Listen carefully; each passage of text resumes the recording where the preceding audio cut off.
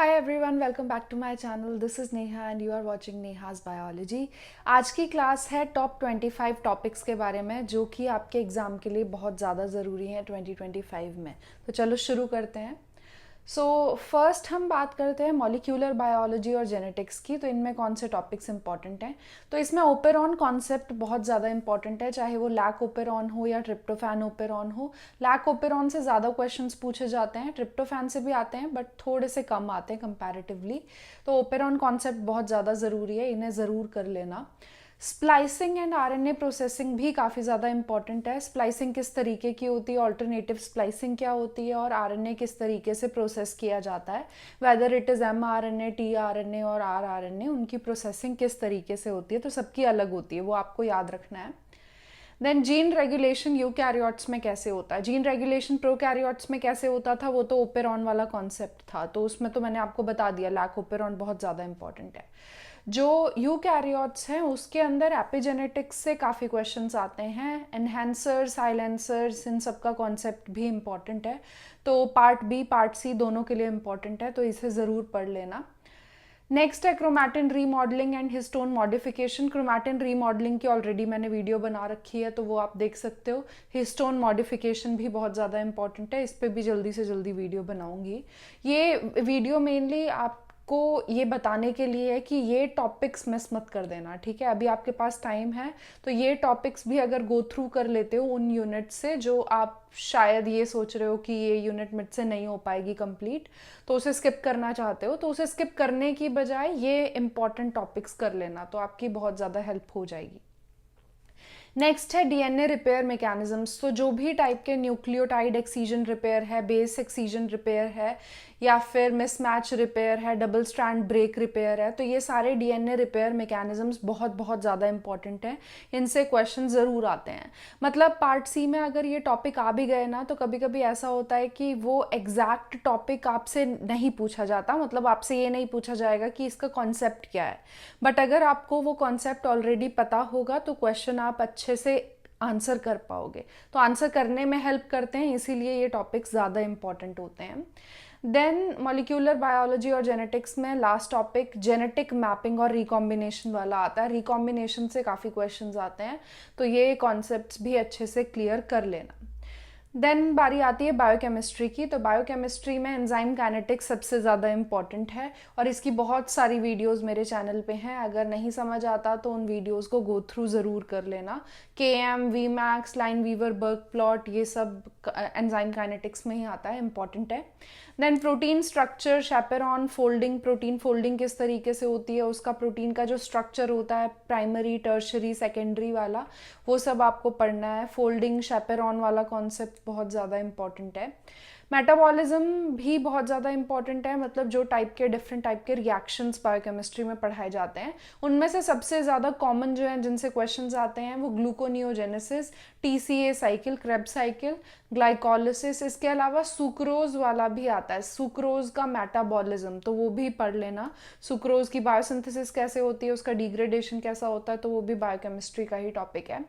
Then allosteric regulation and cooperativity, ये भी important है। एलोस्टेरिक रेगुलेशन से खासकर काफ़ी क्वेश्चंस पूछे जाते हैं। देन सेल बायोलॉजी की साइड मूव करते हैं। तो सेल बायोलॉजी में सेल साइकिल से रिलेटेड काफ़ी क्वेश्चंस होते हैं। चेक पॉइंट्स, जो भी साइक्लिन्स हैं, CDKs हैं, सेल साइक्लिन डिपेंडेंट काइनेजेस जो होते हैं, P53 का जो रेगुलेशन है उससे काफ़ी क्वेश्चंस पूछे जाते हैं। मेम्ब्रेन ट्रांसपोर्ट जो भी डिफरेंट टाइप का होता है, पैसिव हो, एक्टिव हो, फैसिलिटेटेड हो, उनसे काफ़ी क्वेश्चंस आते हैं।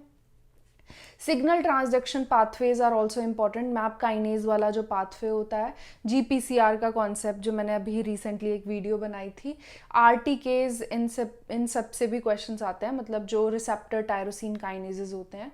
Then we have protein sorting. तो प्रोटीन सॉर्टिंग यानी ER, गोल्जी या लाइसोसोम के थ्रू जो भी पाथवे होता है उसमें किस तरीके से मूवमेंट होती है, प्रोटीन की सॉर्टिंग होती है, जो COP1, COP2 वाले मॉलिक्यूल्स हैं उनका क्या इन्वॉल्वमेंट होता है, तो वो भी पूछा जाता है।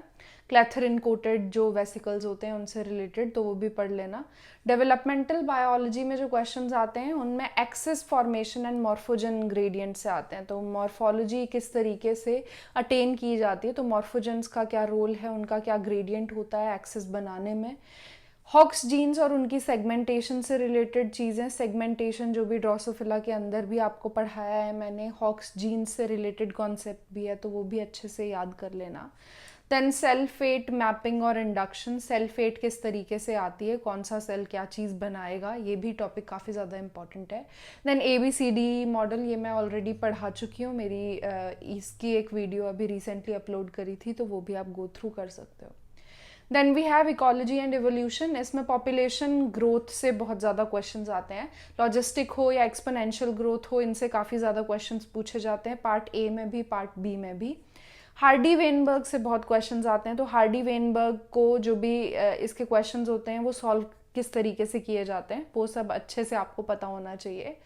देन स्पीशीज इंटरैक्शन, यानी डिफरेंट टाइप के पॉपुलेशन इंटरैक्शन जो होती है, म्यूचुअलिज्म, प्रिडेशन, कंपटीशन, कंपटीशन में भी लोटका वोल्टेरा मॉडल होता है, उससे काफ़ी क्वेश्चंस पूछे जाते हैं। उस पर मैंने वीडियो नहीं बनाई है बट मैं कोशिश करूँगी कि बना दूँ 1-2 दिन तक। देन आइलैंड बायोजियोग्राफी की ऑलरेडी वीडियो मेरे चैनल पे है, तो वो भी आप देख सकते हो, काफ़ी ज़्यादा इंपॉर्टेंट टॉपिक है ये भी। फिजियोलॉजी और इम्यूनोलॉजी में से क्या क्वेश्चन आते हैं, तो फिजियोलॉजी अगर प्लांट फिजियोलॉजी की बात करोगे तो photosynthesis, cam pathway, C3 C4 pathway किस तरीके से डिफर करते हैं एक दूसरे से, ये इंपॉर्टेंट है। न्यूरोबायोलॉजी में साइनेप्टिक ट्रांसमिशन, जो भी एक्शन पोटेंशियल है वो किस तरीके से ट्रांसमिट होता है, वो सारा काफ़ी इंपॉर्टेंट टॉपिक है। इम्यूनिटी वाले में, इम्यूनोलॉजी में आपके पास MHC कॉम्प्लेक्स, एंटीजन किस तरीके से प्रोसेस किए जाते हैं, B और T सेल्स की एक्टिवेशन कैसे होती है, ये टॉपिक्स बहुत इंपॉर्टेंट है। एंटीबॉडी का स्ट्रक्चर वगैरह भी याद कर सकते हो।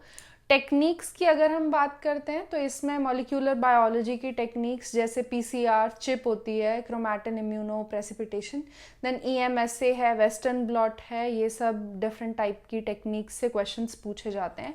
इनका डायरेक्टली नाम दिया हुआ होता है ज़्यादातर पार्ट C के क्वेश्चंस में, तो ये इम्पॉर्टेंट है काफ़ी। न्यूरोबायोलॉजी में वही चीज़, ये टेक्निक से रिलेटेड ही है, एक्शन पोटेंशियल किस तरीके से उसकी प्रोसीजर पूरा होता है, साइनेप्टिक ट्रांसमिशन कैसे होती है। माइक्रोस्कोपी और इमेजिंग में आपके पास कॉन्फोकल, फ्लोरोसेंस माइक्रोस्कोप से रिलेटेड, फ्रेट टेक्निक जो होती है, fluorescence resonance energy transfer technique, तो उससे भी क्वेश्चंस पूछे जाते हैं। तो ओवरऑल ये काफ़ी ज़्यादा इंपॉर्टेंट टॉपिक्स हैं जो मैंने आपको अभी लिस्ट दी है।